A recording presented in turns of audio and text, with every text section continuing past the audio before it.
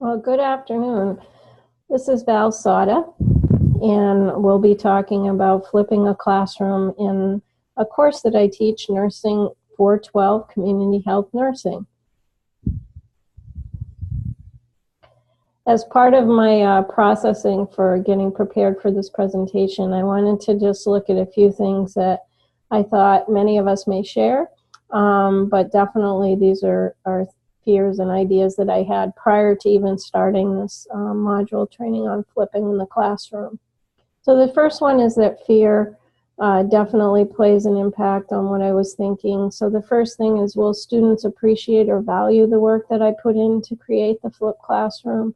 That's an interesting idea for me, and definitely something that I think about.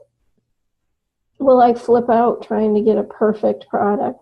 One of our videos made a good, clear point that perfection isn't really the goal. You want to use your teaching style, your own personal self in order to get a product that the students will be able to relate to.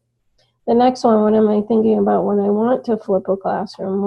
What tools, what techniques, what technology do I need to make it successful? What are the best methods for me to use? Are there new ideas? For example, I'm using a Prezi for this presentation. First time I've ever used it. Is this a good method for trying to reach students? Something to think about for myself. And what will happen if I am successful? I'm very sensitive to the fact if I offer something in one course and other faculty don't offer the same thing in their course, will it create some tension or political discord within the faculty ranks? And that's probably from my experience as a faculty who's been teaching for 10 years, but it's definitely something I think about as I try to move my educational practice forward. So the first thing that I did was I looked at some of the readings and some of the literature that helps influence or impact my thinking around flipping the classroom. And we were asked to reflect this week on moving from a standardized to a personalized learning environment. And so when I thought about that, I pulled obviously a few quotes from Kuros. So the first one was, technology should personalize, not standardize. And as I was reflecting on that, I think what he was talking about is really, are we using technology for our own benefit as educators, or to really help students expand and share and collaborate amongst each other to improve their own self-learning? In the second quote that I pulled was again from page 145, technology gives access to new information. This is really the power of incorporating technology into the classroom, I think, and especially in nursing education and in community health nursing in particular. The environment is constantly changing in healthcare, and so we have to be adept at responding and updating and being current in best practice of what's happening. The last quote that I picked, and I'm actually thinking of creating a sticky note for myself, lead, learn, and share. That is the advantage of having a personalized learning environment using technology. Particularly, this was new for me, this leadership component. It hadn't occurred to me that that could be an outcome from using a flipped classroom environment, as well as sharing, making sure that students share with each other their findings, their learning, which could only help others become deeper learners. So that was pretty exciting for me, and I definitely think that that is a key to moving to a personalized learning.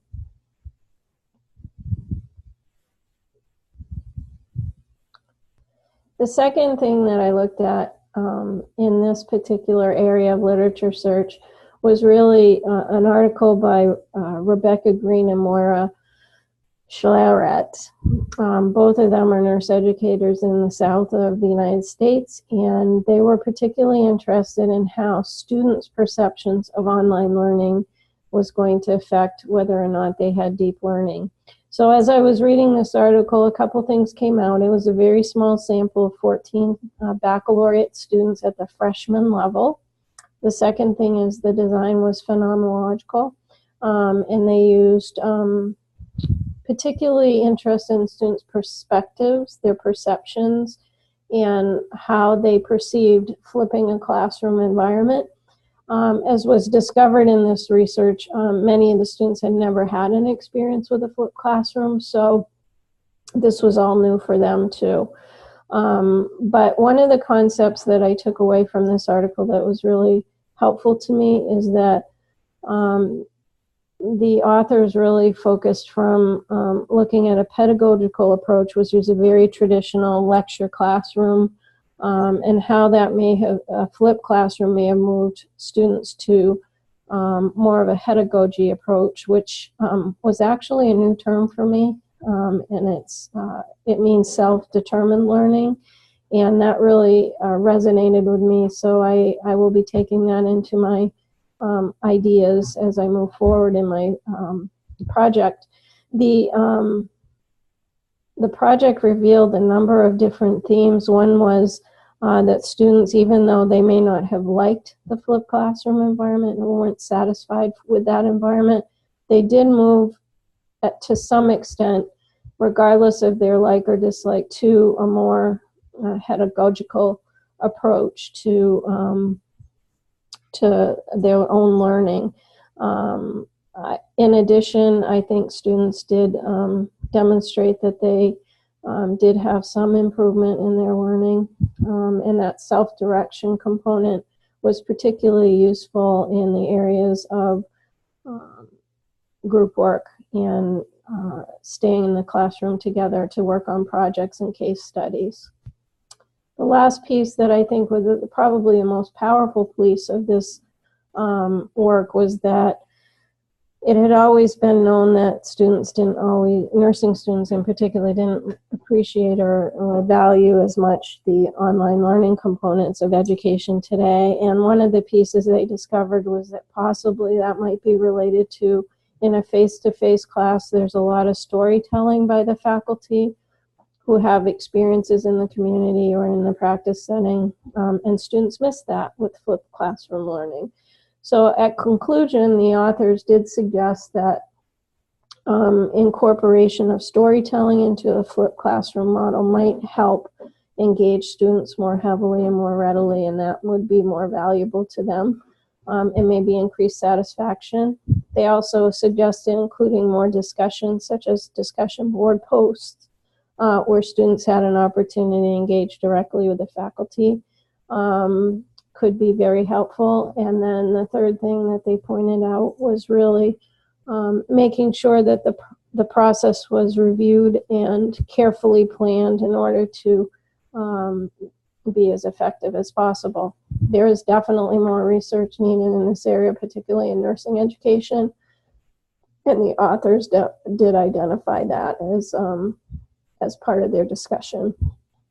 So using that work and the work of Kuros and some of the videos that I reviewed, I moved on to creating a small little snippet of a piece for creating a classroom experience that was flipped.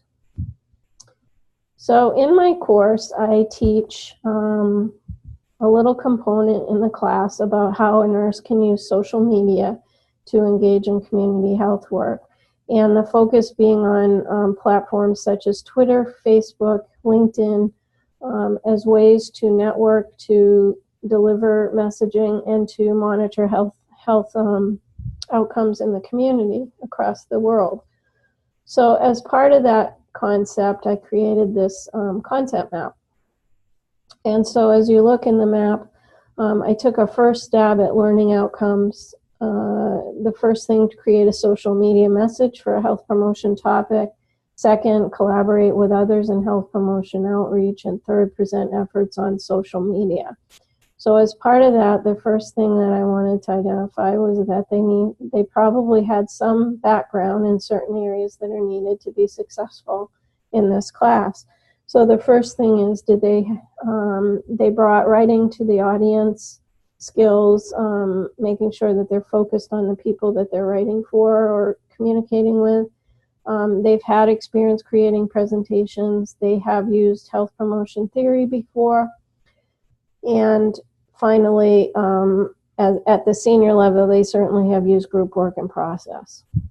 As far as what specifically I need to address in any activities that we do in the classroom related to these learning outcomes, the first one is the types of social media. What are the various types? What are they good for?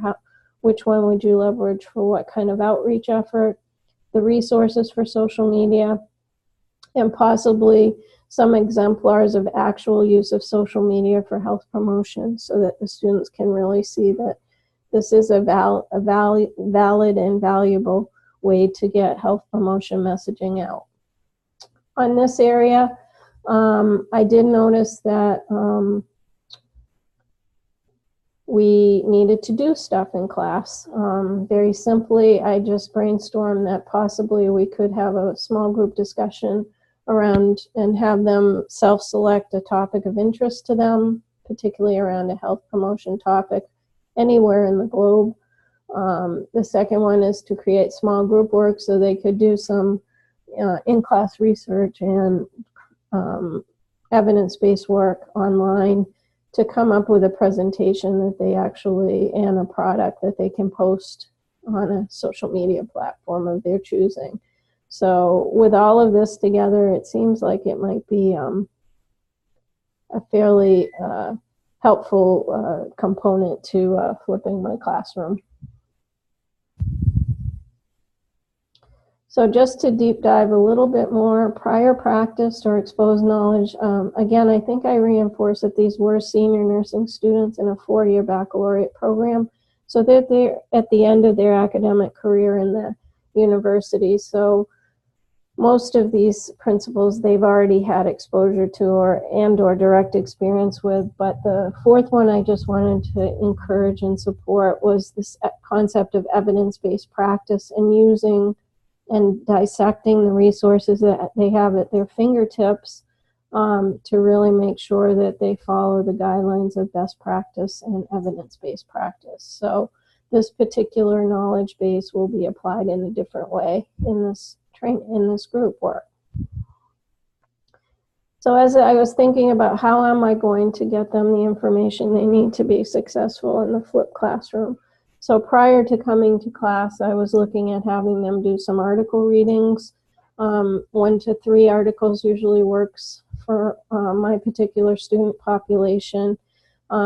Using social media for health education would be a topic area I could look at, or different types of social media that were available and what they are useful for. The second area that I would want to explore is some YouTube videos. Again, to reach out to the visual learners in my class who might find it more beneficial to see what those products might look like. And I do know that the Centers for Disease Control, for example, have multiple outreach efforts going on, and many of them are videotaped and put on Facebook and Twitter. So we'll be able to use those as exemplars for them. The last thing is selecting a type of social media for use in this project. I think I would love to have feedback on whether you think I should make that a requirement or an option with an alternative assignment. There are some conflicts if I required it. One that came to mind immediately was if a student had a reason that they couldn't make their image or their information public, such as domestic violence or something like that.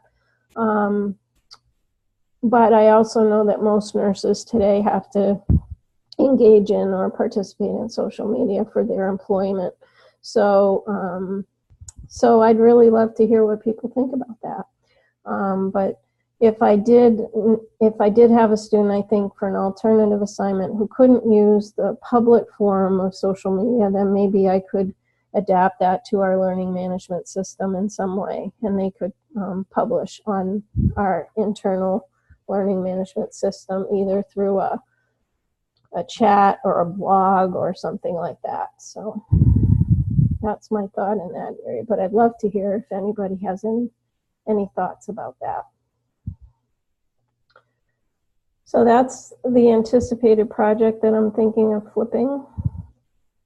As I think about flipping the classroom, it not only could be useful in self-determination and lifelong learning skills, but one real strength I can see is that it focuses on concept versus content, which is a big issue in nursing education today. And I think conceptual learning in this manner might be more beneficial to the student in the long run. It also gets them a little bit out of their comfort zone. And I think that that is a great way to help develop deep learning. So the second point that I make in summary is that careful planning and preparation, but not perfection, is needed. And I think that that may have been a barrier for me prior to coming to this program, for example. And now I've become much more of a risk taker, as Kuro suggests, and realize that there is a tremendous amount of value in taking that first step and that first leap in improving learning opportunities for my students.